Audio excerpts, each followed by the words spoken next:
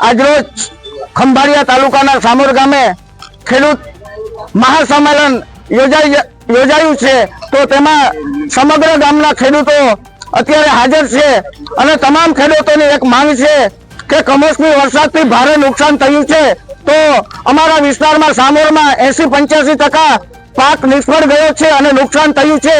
તો તમામ ખેડૂતોની એક માંગણી છે કે ચાલુ વર્ષમાં ખેડૂતોનું દેવું માફ કરો અને 200 મણ ટેકામાં મગફળીની ખરીદી કરો, આવી તમામ ગ્રામજનોની માંગણી છે અને તમામ ખેડૂતોની માંગણી છે।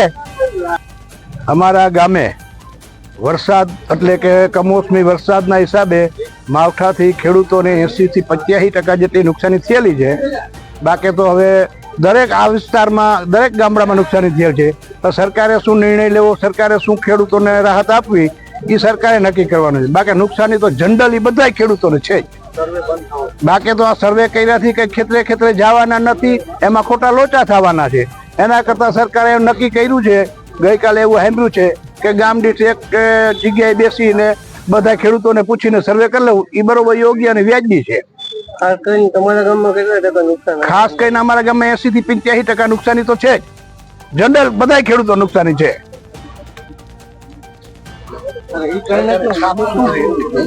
દેવભૂમિ દ્વારકા જિલ્લાનું સામોર ગામમાં આજે ગ્રામજનો ખેડૂતો અહીંયા એકઠા થયા છે, ગ્રામ પંચાયત સરપંચ અને બધે સાથે મળીને એક એવો નિર્ણય કર્યો છે કે જે આ આપણે સર્વેની એપ્લિકેશન લોન્ચ કરી છે એના દ્વારા કોઈ સર્વે થાય એમ છે નહીં, કેમ કે જમીનની માપણીમાં ભૂલ છે, એના કારણે એકબીજાનું ખેતર બતાવે છે, તો સર્વે થઈ શકે એમ છે નહીં।